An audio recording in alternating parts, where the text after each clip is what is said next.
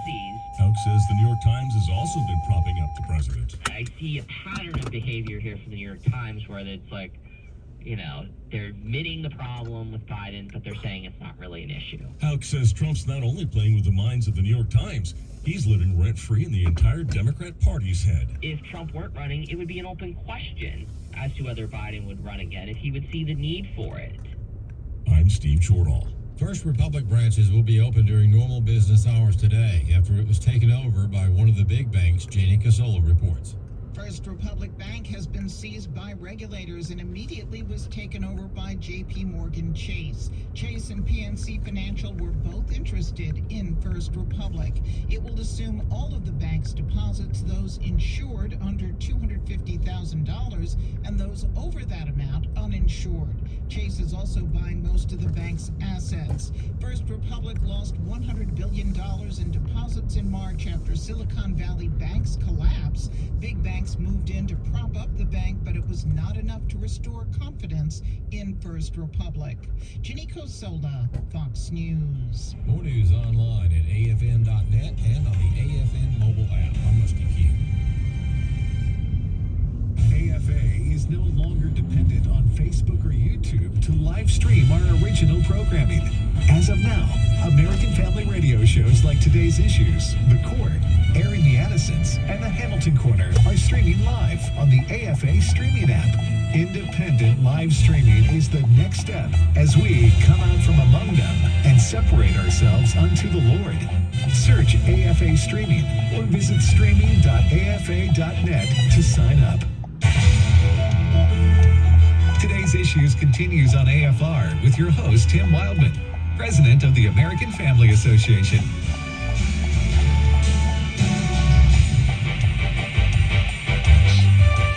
Hey, welcome back, everybody, to Today's Issues on the American Family Radio Network. Thank you for listening. You want to send us an email. The address is comments@afr.net. Comments@afr.net. Today's May 1st. I'm Tim with Ed, and now Steve Paisley Jordahl joins us. Good morning. Mayday. Got the Paisley, rocking the Paisley today. Yep, the Madagascar Day. By the way, Tim, yes, sir. I got to congratulate you, and although I don't think your wife knows this, you were prominently attending the Extraordinary Women Conference up in Memphis this weekend. I didn't go. You did. You were seen there.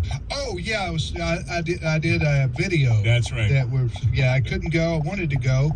They had the Extraordinary Women Conference in South Haven, and we helped promote that. So, you went? My wife went.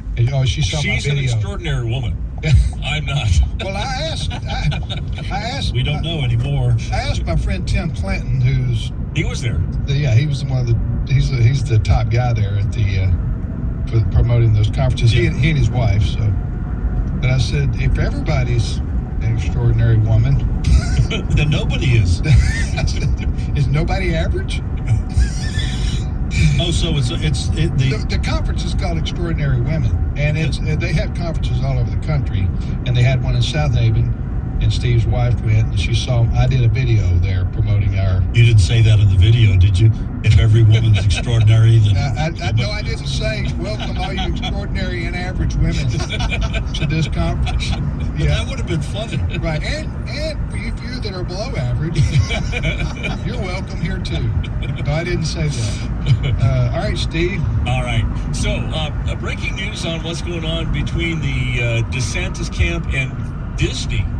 So you may know that last week Disney sued DeSantis because DeSantis took away that in Florida, right? Because they took away that governing district where they had their own government going, and they were able to levy their own taxes, and it basically was a big sweetheart deal when they first got there in the 60s or 70s.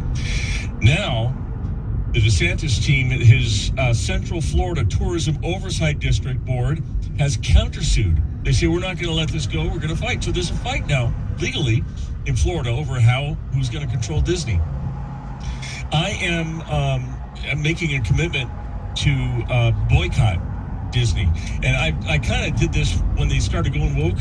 I just found out today why it's going to be really easy for me to boycott Disney. This is how easy it's going to be for me to boycott Disney. Cut 11. So here's how much we spent at Disney, day 2 of 5. A mediocre breakfast at Hollywood and Vine cost us $223. Then we headed over to Toy Story Land, and even with Lightning Lane, we still only got to ride one ride. Ice cream was $25 and popcorn was $16.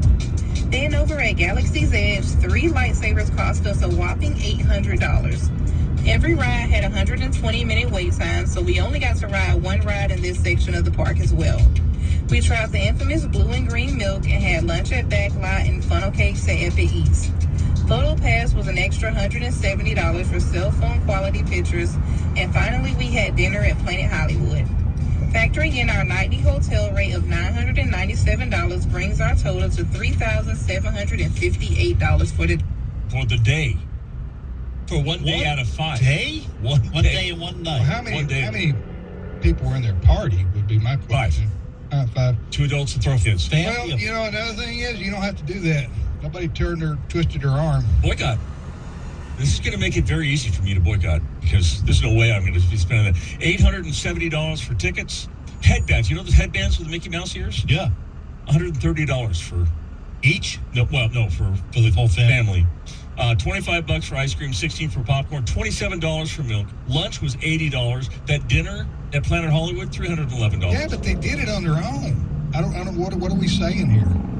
She paid out all this money voluntarily. Yeah. Oh no, I'm not saying she's boycotting it. I'm saying I am. Oh, okay. He's talking about how expensive it is. It is to go to Disney. Yeah. I don't know why.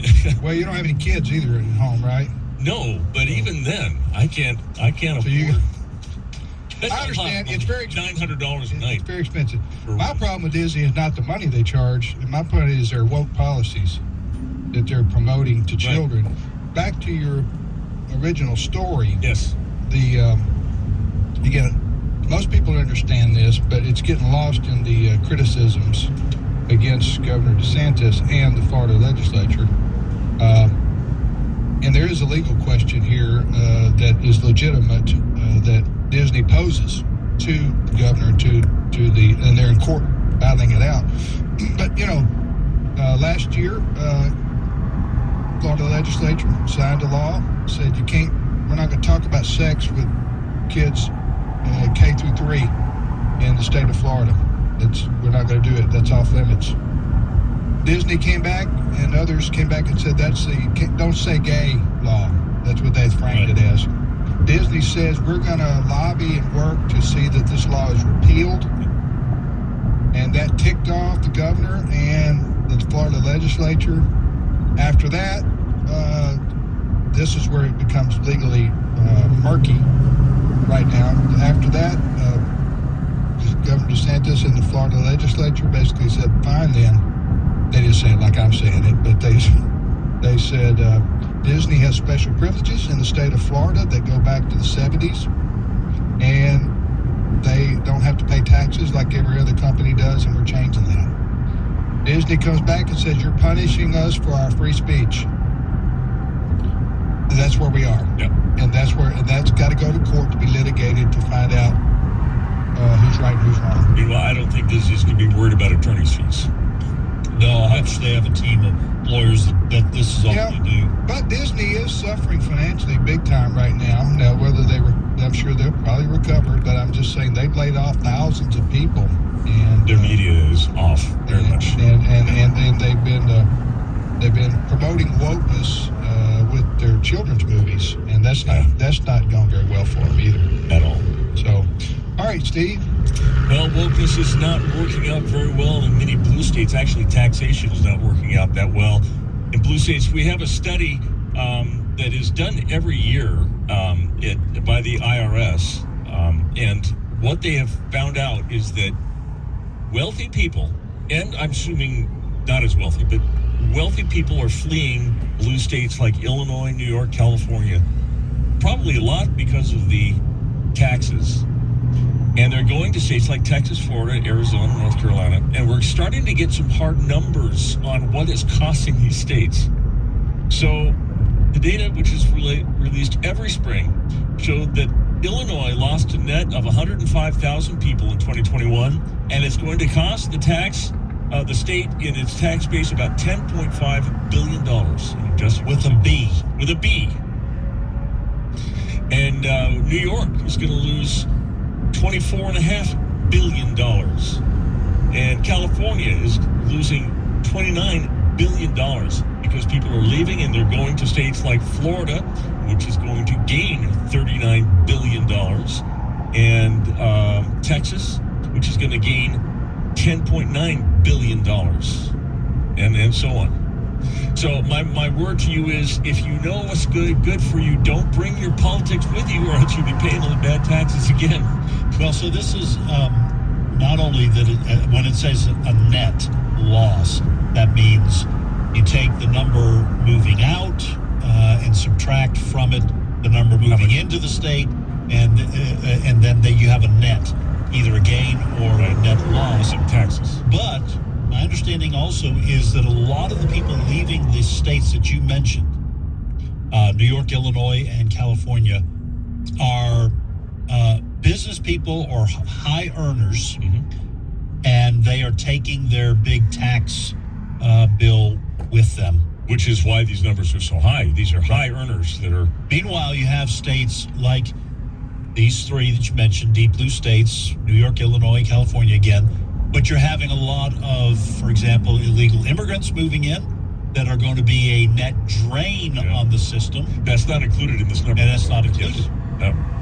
Yeah, and California, by the way, I've been hearing over the last year or so that California is floating in money. They had a budget surplus. That was all an illusion because it was all COVID money. And now that the COVID money is gone, California is in debt again. I wonder if, I just thought of this, so I'd have to do a little reading. You know, it took a long time for President Biden to say the COVID emergency's over. I wonder if that was because, in other words, extending that COVID emergency well past its due date, its expiration date should have. I wonder if that was to keep federal dollars flowing to some of these big states like California, where they could replace the money in their coffers that are going out. I wouldn't doubt it. I did hear over the weekend that they did, for as much as they've given up on the COVID emergency, they are keeping in place the requirement for vaccines for people coming in the country. Yeah, Biden did that. Which means that Biden said you got to have a COVID vaccine shot to enter America, even though they do nothing for you. Well, the pandemic's over. Right. What this is the power that Biden wants to yield over people. Now, he doesn't require the COVID vaccine for the millions of people who are coming over our southern border. They're free to go anywhere they want it. He'll take them anywhere they want it. No vaccine required. But you come here legally with a passport into Atlanta Airport or JFK or LAX or whatever, then you got to show proof of vaccination. Right. Now, that's not for U.S. citizens. That's for people who are non-citizens visiting our country. Okay. But it's just ridiculous. I mean, and not necessary. They're just wanting to wield their power. And while we're on the topic, I just mentioned the fact that the Biden administration is still wanting to team up with the WHO to give sovereignty as some World Health Organization to give what Michelle Bachmann is calling sovereignty of the United States over to the WHO, which means the WHO can declare a pandemic, and then, according to this, what they're not calling a treaty, so the Senate doesn't have to vote on it with this accord, the WHO will be able to determine if our church is going to be shut down or if our... that's not going to work. I'm not saying it's not a threat. I'm just saying that's not going to work. I wouldn't think so, but Biden is trying to get it there, according to this. Governor DeSantis or Republican governors would just, probably some Democrat governors would just say that WHO does not rule over our state. Yeah, right. I don't care what Biden says. That seems to me it would have to be some kind of a treaty. Which would have to be... It's got to have more than just Biden saying, we'll go by whatever the WHO says. I know there's more to the story than that, but I'm just saying there would be a big resistance among the American people to having some worldwide health agency dictate to people in this country how they respond to a pandemic. That's my view. What it could do, though, is the same thing that are being part of the Paris Climate Treaty, which goes, if Democrats were in, Republicans were out. Yeah. And when Democrats are in, all their policies now have global warming built in. They take their guidance from the right reports. from the Well, yeah, but that's probably already happening during COVID. I mean, wasn't World Health Organization working with the CDC and yes, they were. Okay. But they were doing it. They were recommending, and then the government, whether state or local or federal, was taking those recommendations. According to this, the Biden administration or any American administration will not have a say in whether or not these mandates are put in place. Just what I bring it up because a lot of our listeners have been concerned about this. Well, and let me say this: I am, however it plays out in the near term. In the long term, I am always concerned when U.S. politicians, and this is primarily on the left, right, but especially the Biden administration, seem to bend over backwards to want to push us towards that global governance. Right. And that's in their head. Right. That's what they want. Right. They want to see us go that direction. So elections have consequences. I'll leave it there. And you'll leave it there for the next minute. I'll leave it there. Yeah, you leave it there. Go ahead, Steve. All right. Ed's leaving it there. I'm leaving it there. Well, then I won't pick it up. Let's talk about Minnesota. There's a bill going through Minnesota. They're considering that will, in terms that we can understand, will make it a thought crime, an actual crime. If you are discovered or suspected of having some opinions that are not kosher with the government, they're going to put you on a list.